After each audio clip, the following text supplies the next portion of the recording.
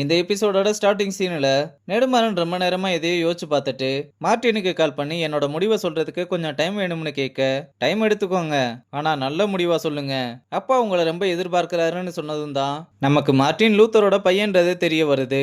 நெடுமாறனும் சரி நான் கூடிய சீக்கிரம் என்னோட முடிவை சொல்றேன்னு சொல்லிட்டு காலை கட் பண்றாரு. இங்க பேண்ட்ரியில வெற்றி ஏதோ டிஷ் ரெடி பண்ணிக்கிட்டு இருக்க, வாசனை ரொம்ப தூக்கலா இருக்கு, பேண்ட்ரியில கெஸ்ட் யாருமே இல்லாம யாருக்கு ரெடி பண்ணிக்கிட்டு இருக்கேன்னு கேட்டா, வேற யாரு நம்ம ஐசுக்கு தானே சொன்னதும், என்னது நம்ம ஐசுவா, ஆர்கானிக் பொருள் எல்லாம் வாங்குறதுக்கு ஐசு ஹெல்ப் பண்ணால, அதனால தான் அவளுக்கு தேங்க்ஸ் சொல்றதுக்காக ஸ்வீட் செஞ்சுக்கிட்டு இருக்கேன். ஏன்டா என்னைக்காவது எனக்கு இந்த மாதிரி பண்ணி கொடுத்துருக்கியா? அன்னைக்கு பலாப்பழ ஸ்வீட் உனக்கு கேட்டு தானே பண்ணி கொடுத்தேன், அப்ப இதை மட்டும் அவகிட்ட கேட்டா பண்ற, அவளுக்கு தான் என்ன பிடிக்கும்னு எனக்கு தெரியுமேன்னு சொன்னதும் உடனே ரம்யா மூஞ்ச தூக்கி வச்சுக்கிறா. அப்புறம் ஐசுவும் வேணியும் வந்து வேலையை ஸ்டார்ட் பண்ண, அப்ப எவனோ ஒருத்தன் அங்க வந்து நிக்க, ஐசு அவனை பார்த்ததுமே ரொம்ப ஷாக் ஆகுறா. அவனும் சாப்பிட என்ன இருக்குன்னு கேட்க, இன்னும் எதுவும் ரெடி ஆகல, நீ போய் உட்காரு, நான் கொண்டு வரேன்னு சொல்றா. அப்ப வெற்றி அவளுக்காக செஞ்ச டிஷ் எடுத்துட்டு வந்து இது யாருக்குன்னு கேட்க, உங்களுக்காக தான் பண்ணிருக்குன்னு சொன்னதுமே அதை வேகமா எடுத்துட்டு வந்து அவனுக்கு சாப்பிட கொடுக்குறா. இங்க வெற்றியும் டிஷ்ஷை காணமேனு தேடி பார்த்துக்கிட்டு இருக்க, அப்ப நம்ம ரம்யாவும் அவனை கூப்பிட்டு தம்பி கொஞ்சம் அங்க பாருன்னு சொல்ல, அவனும் ஐசுக்காக பண்ண டிஷ்ஷை வேற ஒருத்தர் சாப்பிட்டுக்கிட்டு இருக்கதை பார்த்து ஷாக் ஆகுறான். ஆனா ரம்யா சிரிச்சுக்கிட்டே அட விடுறா, நீ உன் தேங்க்ஸை வாயால தான் சொல்லணும் போல இருக்குன்னு கிண்டல் பண்றா. அப்படியே வேணி கிட்ட அவன் யாருன்னு கேட்க, அவன் தான் ஐசுவோட எக்ஸ்னு சொன்னதும் பாவம் வெற்றி இதை கேட்டதுமே நொந்து போயிடுறான். ரம்யாவும் வெந்த புண்ணுல விரல பாய்ச்சுற மாதிரி, பரவாயில்ல வெற்றி, அவங்க ரெண்டு பேரும் பேச்சப்பாக உன்னோட ஸ்வீட்டாவது ஹெல்ப் பண்ணுதேன்னு கூட கொஞ்சம் வெறுப்பேத்திக்கிட்டு இருக்கா.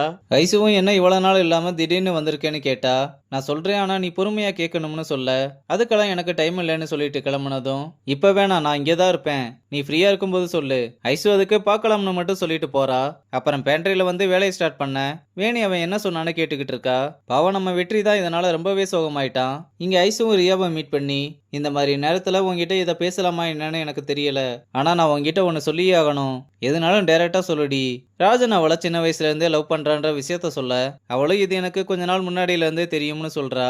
சரி அப்ப அதை பத்தி நீ என்ன நினைக்கிற, இதை பத்தி நான் என்ன நினைக்கிறது, இப்பதான் நிறைய விஷயத்த கடந்து வந்திருக்கேன், அதனால இப்போதைக்கு என் லைஃப்பை பத்தி நினைக்கிறதுக்கே தோணலேன்னு சொல்றா.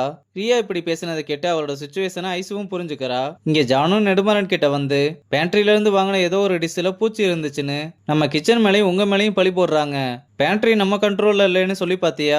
நான் அப்படி சொன்னதுக்கு தான், நாங்க இங்க வர்றதே நெடுமாறனோட ஃபுட்டை சாப்பிட்றதுக்கு தான், இங்க ஃபுட்டோட விஷயத்துல எது நடந்தாலும் நெடுமாறன் தான் பொறுப்புன்னு சொல்றாங்க, அந்த முட்டாள பேண்ட்ரிக்குள்ள விட்டதுனால அவன் பண்ற எல்லா தப்புமே ஏன் தலையில வந்து விழுகுது, இதுக்கு ஏதாவது ஒரு வழி பண்ணியே ஆகணும், நீ கிளம்பு, இதுக்கு என்ன பண்றதுன்னு நான் பாக்குறேன்னு சொல்றாரு. ஆனா எனக்கு என்னமோ பேண்ட்ரியை காலி பண்றதுக்கு ஜான் தான் இந்த மாதிரி வேலையை பார்த்துருக்காருன்ற மாதிரி தெரியுது.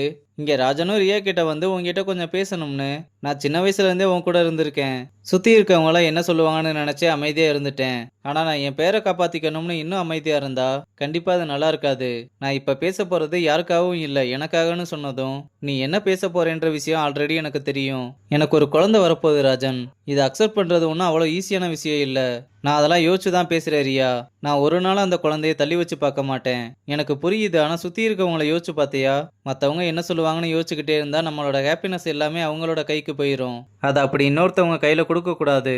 இல்ல ராஜன், இதை பத்தி நான் உடனே முடிவெடுக்கிற நிலைமையில இல்ல, இந்த விஷயத்துல நீ என்ன முடிவெடுத்தாலும் எனக்கு ஓகே தான், ஆனா நீ ஓகே சொன்னாதான் உன் மேலேயும் குழந்தை மேலேயும் அன்பு காட்டுவேன்னு கிடையவே கிடையாது, நான் உன் மேல வச்சிருக்க அன்பு என்னைக்குமே மாறாதுன்னு சொல்லிட்டு போறான்.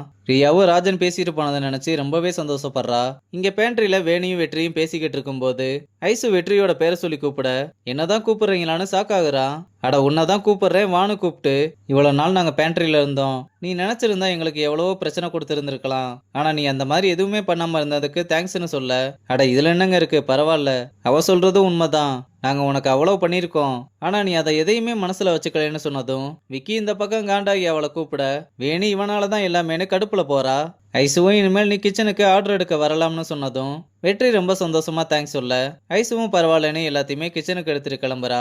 இதனால நம்ம வெற்றியும் ரொம்ப சந்தோஷமா அவளை பார்த்துக்கிட்டு இருக்க, அவளும் அப்படியே வெற்றியை திரும்பி பார்த்துட்டு போறதோட இந்த எபிசோட முடிச்சிருக்காங்க. ஒரு வழியா ரெண்டு பேரும் பேசி சமாதானம் ஆயிட்டாங்க. அடுத்து இது அப்படியே லவ் ஆகுமா என்னன்னு பொறுத்து இருந்து பார்க்கலாம்.